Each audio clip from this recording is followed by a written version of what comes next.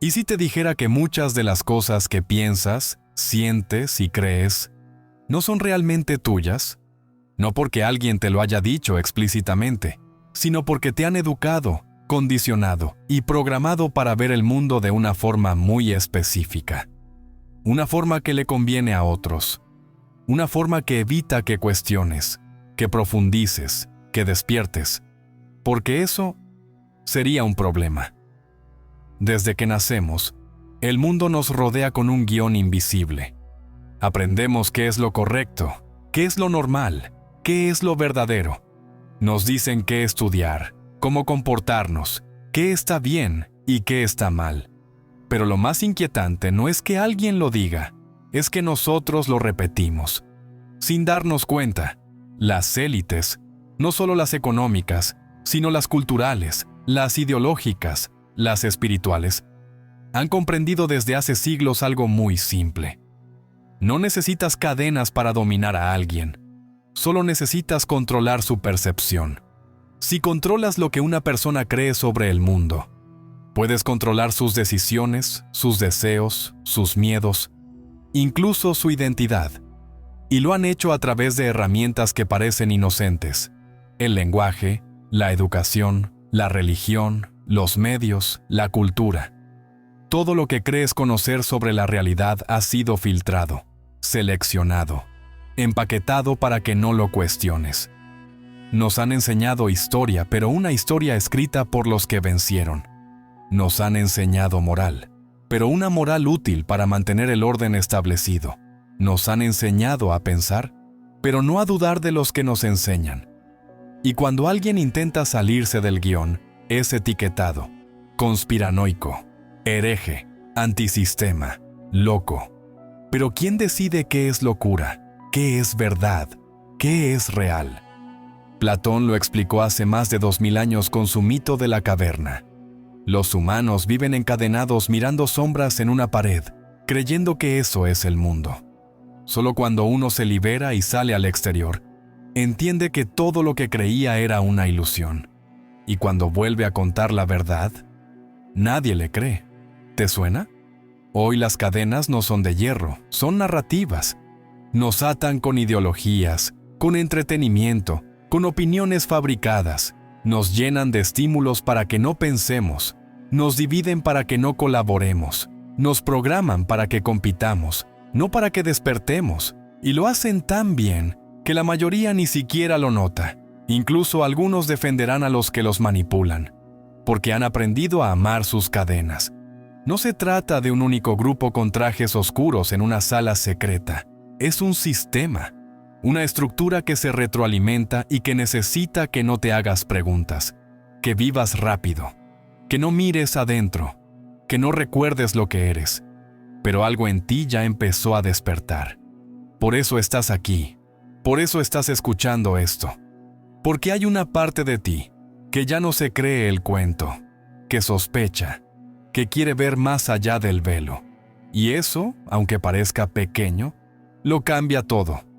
¿Alguna vez te has preguntado por qué ciertas ideas simplemente no se pueden decir en voz alta sin provocar rechazo inmediato?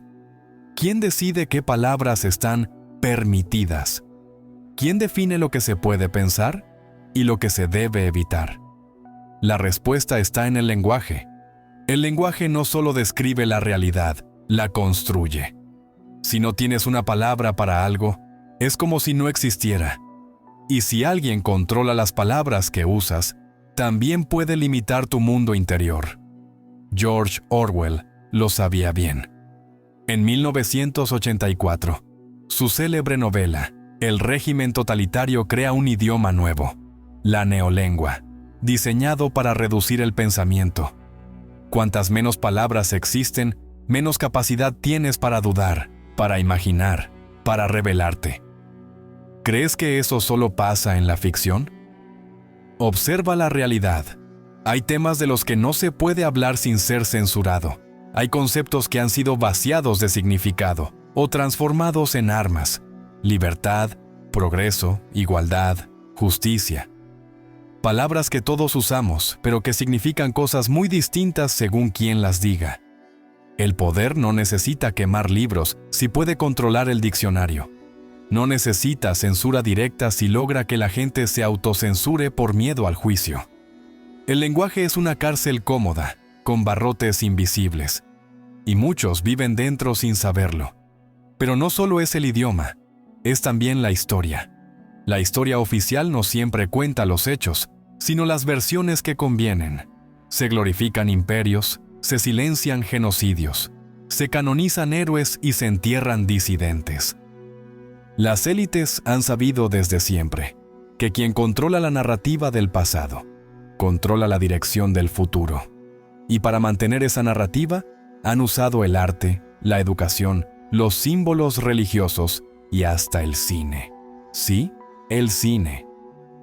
Piensa en cuántas películas repiten los mismos arquetipos: el salvador individual, el enemigo externo, el héroe que triunfa por encima de todos. ¿Y si esa no es solo una fórmula narrativa, sino una programación?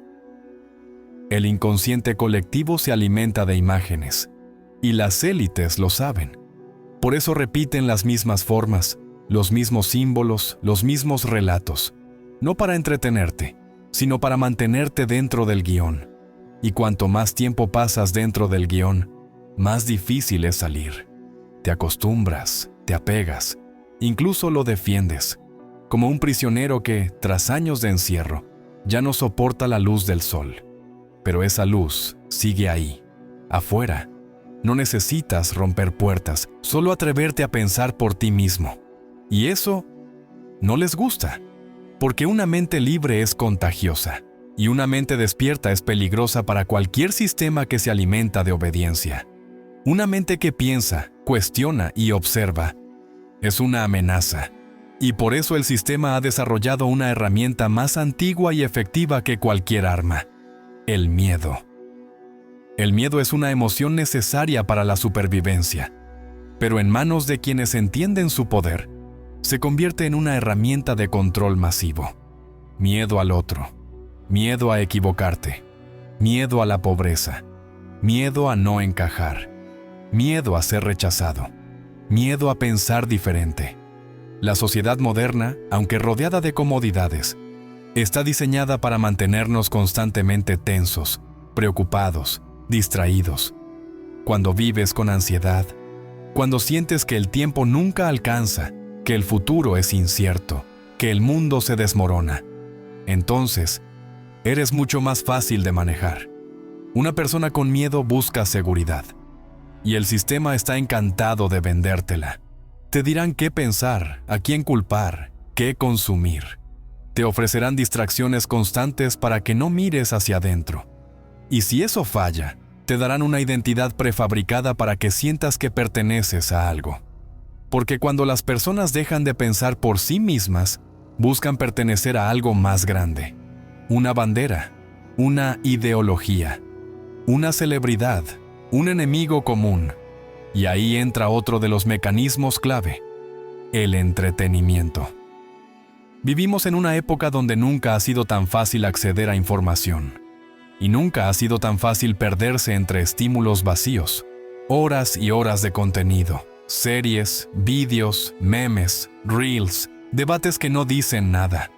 Una avalancha de distracción cuidadosamente diseñada para ocupar cada rincón de tu mente consciente. Es el equivalente moderno del pan y circo. No necesitas represión si tienes distracción. No necesitas censura si puedes saturar a la gente hasta que ya no pueda pensar con claridad. Y detrás de todo eso están los algoritmos. No son malvados por sí mismos, pero han sido diseñados para alimentarte con lo que mantiene tu atención, no con lo que te despierta. Si algo te hace pensar demasiado, si incomoda, si rompe el molde, simplemente desaparece del radar. Y así, millones de personas viven creyendo que están informadas, conectadas, despiertas, cuando en realidad están atrapadas en una burbuja de dopamina y validación instantánea. Pero no es solo culpa de las plataformas. Esto está enraizado en un diseño más antiguo, más profundo: el de mantener a las masas ocupadas, divididas y emocionalmente dependientes. ¿Te has dado cuenta de que siempre hay una nueva causa que divide, ¿Una nueva polémica? ¿Una nueva amenaza? El ciclo no se detiene porque el caos mantiene el control. La confusión impide la claridad. El ruido apaga la intuición. Y mientras peleamos entre nosotros por banderas, etiquetas y narrativas ajenas, los que realmente sostienen los hilos observan desde arriba, en silencio, sin ser vistos, sin ser cuestionados. Pero basta un instante de conciencia para romper el hechizo, un momento de lucidez en medio del ruido, y esa chispa, por pequeña que sea, es lo que ellos temen más que nada. Uno de los trucos más eficaces que han usado las élites para mantener su control ha sido darle a la gente una identidad que puedan defender, una idea de quiénes son, sin que ellos la hayan elegido realmente. La identidad no es algo que nos pertenece al nacer, es algo que se construye.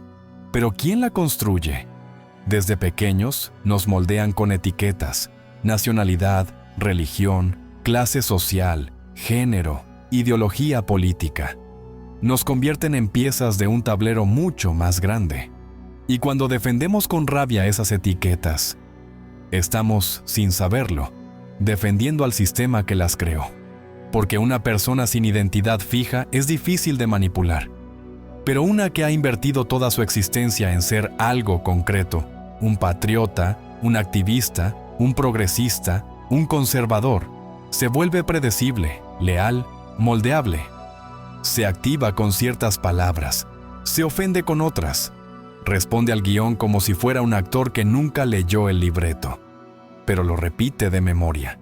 Y junto a esa identidad viene algo más poderoso, la moral domesticada, un sistema de valores que no nace de la reflexión, sino del condicionamiento. Nos enseñan lo que está bien y lo que está mal, pero rara vez nos explican por qué. La moral, en manos del poder, deja de ser guía y se convierte en correa, una herramienta para castigar, señalar, dividir. Una moral superficial, basada en apariencias y etiquetas, no en profundidad ni verdad. Una moral que castiga al que cuestiona, pero premia al que repite. Y mientras tanto, las élites siguen en la sombra. Ellos no creen en la moral que promueven. Ellos no siguen las reglas que imponen.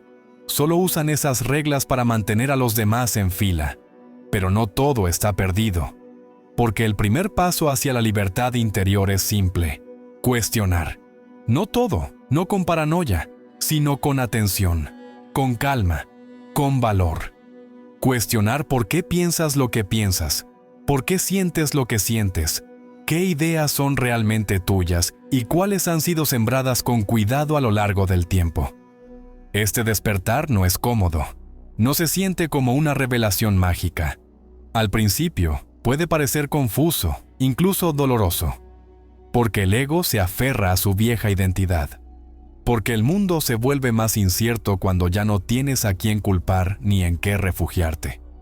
Pero en esa incertidumbre hay una oportunidad real, la de reconstruirte desde dentro, sin etiquetas impuestas, la de empezar a ver el mundo con ojos nuevos, sin el filtro de lo que deberías creer, la de liberarte no solo del sistema, sino de tu personaje dentro de él.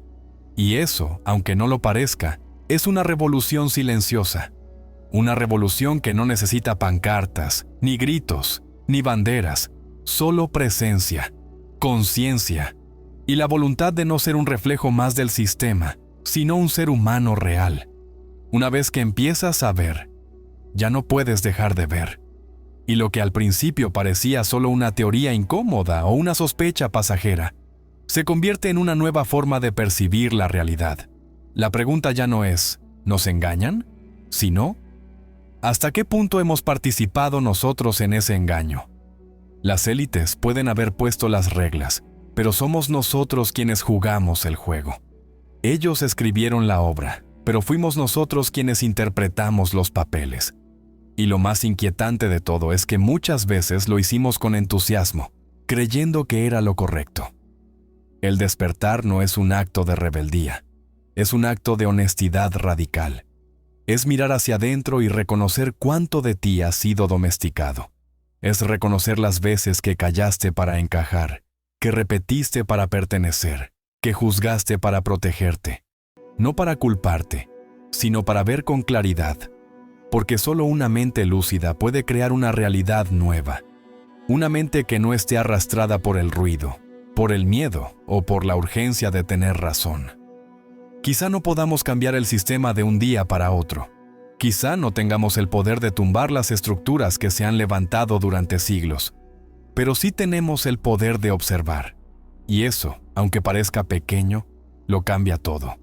Porque lo que se observa deja de tener poder. Porque lo que se nombra con verdad deja de manipular en secreto.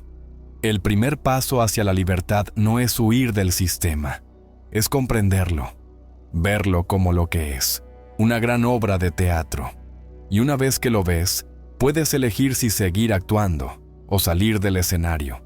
Pero no salgas con rabia, no salgas con odio, sal con lucidez, porque quien despierta con odio sigue atrapado. Y quien lucha con los métodos del opresor solo cambia de amo.